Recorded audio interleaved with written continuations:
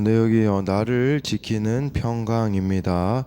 저는 허무함과 냉소적인 시선으로 사람들을 차갑게 대하는 경향이 있습니다. 20년 전만 해도 이런 사람이 아니었는데 세상 성공을 쫓아 앞만 보고 달려왔더니 어느새 성격이 많이 변했습니다. 가정에서는 아내와 소통이 되지 않아 힘들고 직장에서는 인정받고자 일과 인간관계에 모든 에너지를 쏟다 보니 너무도 지쳤습니다.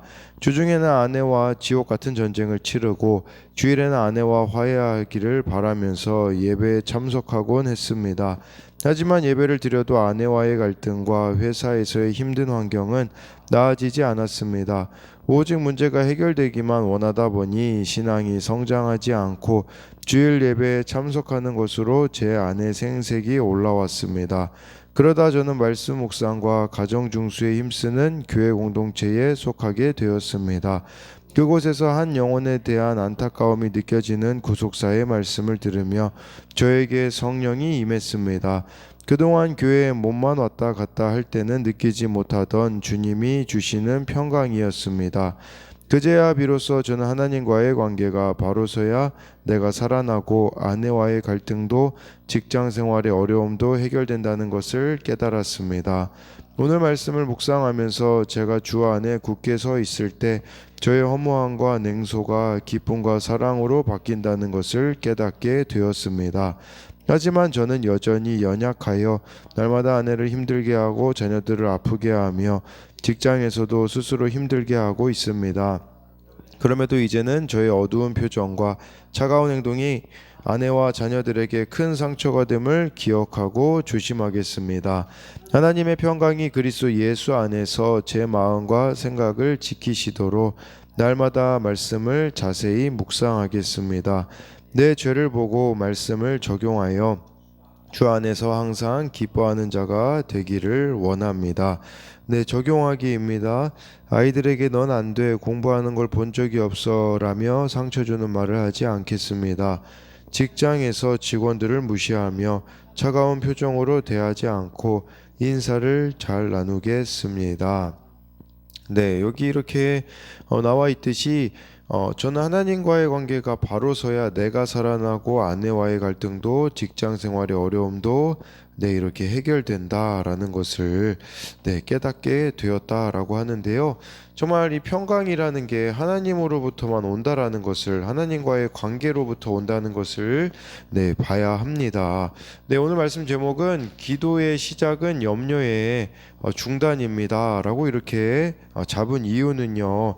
그러니까 우리에게 늘 염려를 주는 요소들이 있습니다. 근데 그 염려들을 방어하고 막는 것이 있다라고 말씀해 주고 있어요. 오늘 말씀에 그게 바로 무엇이냐면 바로 아무것도 염려하지 말고 다만 모든 일에 기도와 간구로 나아가는 것이다라고 하고 있기 때문에 염려가 멈추기 위해서는 바로 우리들 가운데 기도가 시작되어야 합니다.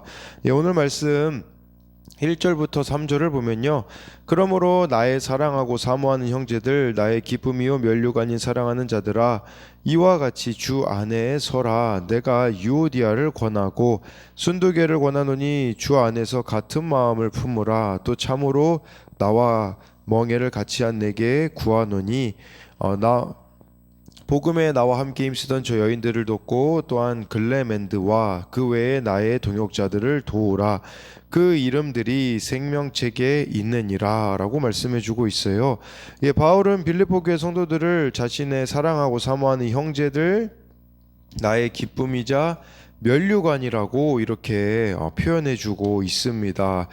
그러면서 이들에게 이렇게 권면하고 있는 것은 주 안에 서라고 말씀해 주고 있습니다. 우리 모두가 다 각자가 주 안에 설 때에 이렇게 믿음의 동역자들이 될 수 있다라고 말씀해 주고 있습니다. 또 1절에 그러므로 라고 말하고 있기 때문에 이 그러므로라는 것은 바로 앞의 내용과 연결되어 있다라고 볼 수 있겠죠. 왜 우리가 천국 시민권자이기 때문에 예수님을 재림을 기다리는 자들이기 때문에 이렇게 주 안에 서 있어야 한다라는 것이에요. 주 안에 서 있으라는 것은 반대로 생각해 보자면요. 우리를 흔드는 것들이 있다라는 것이에요. 그래서 우리를 넘어뜨리게 만들고 이렇게 흔들도록 만드는 요소들이 있는데 그렇기 때문에 정말 주 안에 서 있어야 한다라는 것이죠. 이 빌립보 교회에 또 문제가 있었는데 2절에 보니까요. 유오디아와 순두계가요. 서로 다투었던 것 같습니다. 그러니까 둘이 하나가 되지 못하니 바울이 2절에 주 안에 같은 마음을 품으라 라고 권면해 주고 있어요. 같은 마음 어떤 마음일까요? 바로 예수님의 마음을 품어야 한다라는 것이에요. 그래서 예수님이 인간의 몸을 입고 십자가에 죽기까지 이렇게 순종하신 그 모습대로 살아가야 된다라고 말씀해 주고 있는 것이죠. 예수님의 마음을 저와 여러분들이 품지 않으면요, 교회는요 권력 투쟁의 장소가 될 수밖에 없다라는 것을 알아야 한다라는 것이에요. 이 둘이 하나 되기 위하여서 3절에 보니까요. 또 참으로 나와 멍에를 같이 한 4개 구하노니, 여기서 이 4개는 누구일까? 이제 이런 것에 대해서 많은 의견들이 있더라고요. 지금 이 편지를 들려서 보내는 에바브로 디도라고 말하는 사람들이 가장 많긴 한데요. 근데 분명한 것은 나와 멍에를 같이 했다라는 만큼 그만큼 바울에게 신뢰를 받던 사람이다라고 할 수 있는 것이에요. 그래서 이렇게 유오디아와 순두계 같은 자들이 하나 되기 위하여서 중재자 역할을 감당하는 누군가가 있어야 한다라고 할 수가 있는 것입니다. 그래서 이것에 대한 적용 질문으로는요. 주 안에 서고자 내가 버려야 할 고집이나 감정, 판단은 무엇입니까? 나는 누군가를 중간에 중재하기에 힘씁니까? 아니면 한쪽 편에만 서는 편입니까? 주 안에서 같은 마음을 품지 못하고 갈등 가운데 있는 지체는 누구입니까? 그 사람과 같은 마음을 품고자 오늘 손 내밀어 화해를 시도해 보세요 라고 해가지고요. 정말 이렇게 유오디아와 순두계와 같이 교회 안에서도 하나 되어지지 못하는 사람들이 있는데 그들과 어떻게 우리가 또 하나 될 수 있을까를 고민하며, 또 나도 화해해야 될 관계가 있다면 참 화해하는 것이 참 너무나도 필요하다라고 할 수 있습니다. 4절 5절 말씀을 보면요. 주 안에서 항상 기뻐하라. 내가 다시 말하노니 기뻐하라. 너의 관용을 모든 사람에게 알게 하라. 주께서 가까우시니라 라고 말씀해 주고 있습니다. 이 빌립보서에서는요 참 역설적인 게 이 기뻐하라는 단어가 가장 많이 나옵니다. 바울이 말하는 기쁨은요 어떤 것일까요? 환경에서부터 오는 기쁨이 아닙니다. 감정이나 심리 상태를 의미하는 것도 아니고요. 또 성공을 성취한 자들이 말하는 기쁨도 아닙니다. 지금 이 빌립보서를 기록할 때는 바울이 재판을 앞두고 있기 때문에 자칫하면 죽을 수도 있는 상황이었거든요. 이것만 봐도 환경을 통해 누리는 기쁨이 아니라는 거죠. 이 기쁨은 4절에 이미 나와 있듯이 주 안에서의 기쁨이다라는 것은 바로 주님과의 교제를 통해 나오는 기쁨이라는 것이에요. 왜 그러냐면 이 정말 주님이 어려움을 뛰어넘게 하실 것이고 결국 구원으로 이끄실 것이라는 믿음에서 나오는 기쁨이라는 것이에요. 그렇기 때문에 이 기쁨은요, 감정이 아닌 태도라는 것을 기억해야 돼요. 내가 이렇게 하나님과 교제 가운데 어떤 태도를 취하고 있는가의 문제이지, 이것은 그냥 감정적인 기쁨을 말하는 게 아니라고 이렇게 해주고 있습니다. 근데 이게 항상 기뻐하라고 하잖아요. 이 말이 무슨 말이겠습니까? 항상 기뻐할 수 있다라는 것이에요. 근데 우리가 인생을 살아가다 보면 인간적으로 봤을 때 기쁜 일만 있습니까? 우리를 참 지치게 만드는 일들도 많이 있는데, 이 항상 기뻐할 수 있는 비결이 6절에서 7절에 보면 나와 있어요. 그것은 바로 기도라고 할 수 있는데요. 이것에 대해서는 그 다음 절을 또 이렇게 다룰 때 이야기하겠습니다. 그래서 5절에는 모든 관용을 너의 관용을 모든 사람에게 알게 하라고. 그러니까 모든 사람들이 다 구원의 대상임을 인식함으로 이렇게 또 살아가야 된다라는 것을 말씀해 주고 있는 것이죠. 그래서 이것에 대한 적용 질문은요, 환경을 통해서만, 내가 원하는 대로 되는 것을 통해서만 기쁨을 누리려고 하지 않습니까? 주님을 신뢰함으로 누린 기쁨이 있습니까? 네, 6절부터 7절을 보면요, 아무것도 염려하지 말고 다만 모든 일에 기도와 간구로 너희 구할 것을 감사함으로 하나님께 아뢰라. 그리하면 모든 지각에 뛰어난 하나님의 평강이 그리스도 예수 안에서 너희 마음과 생각을 지키시리라 라고 해서요, 이 아무것도 염려하지 말고를 원어로 보니까요, 염려하는 것을 계속 막아내라 이런 뜻이에요. 염려하는 것을 계속 막아내라라는 것은 저와 여러분들을 계속 염려하게 만드는 요소들이 있다라는 것이죠. 이 염려가 생기는 근원이 나와 있어요. 이 7절에 보면 마음과 생각을 지키시리라. 그러니까 이 염려에 그냥 나를 내주면요, 이 염려가 어디로부터 오냐? 마음과 생각으로부터 온다라는 것이에요. 쉽게 말씀드리면요, 이 마음이라는 것은 감정적인 장소입니다. 그래서 감정적인 곳으로 통해서 우리에게 염려가 온다라는 것이고요. 생각은 이성적인 것이라고 볼 수가 있거든요. 그러니까 감정적인 곳과 이성적인 곳에 이렇게 염려가 생기게 되어지면 걷잡을 수 없는 상태로 빠질 수밖에 없다라는 것이에요. 그렇기 때문에 우리에게 필요한 것은 뭐냐면 바로 6절에 다만 모든 일에 기도와 간구로 너희 구할 것을 감사함으로 하나님께 아뢰라고 하고 있습니다. 이 그리스도인들이 빌립보서에요, 세상과 다른 관점을 가져야 된다라고 말하고 있지 않습니까? 그렇게 다른 관점을 가질 수 있는 비결은 기도에 있다라고 할 수 있습니다. 그래서 기도가 없으면 정말 이렇게 세상과 다른 관점을 유지할 수도, 아예 소유할 수도 없습니다. 그렇기에 기도의 시작은 염려의 중단이라고 볼 수가 있습니다.